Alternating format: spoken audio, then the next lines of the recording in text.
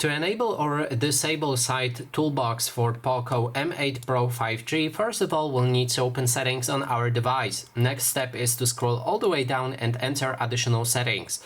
Inside, we want to scroll down to the floating windows right here, and then there's the Side Toolbox. You can activate the sidebar.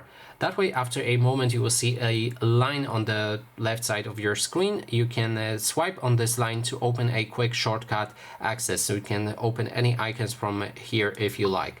To adjust what you can see in this bar, you can go for manage gaming apps and then enable or disable any apps that you like to see there. You can also manage video apps if you like, and manage Beautify for video calls. So you can enable or disable that there if you like. And that is basically everything. Thanks so much for watching, and if you like this video, please consider subscribing.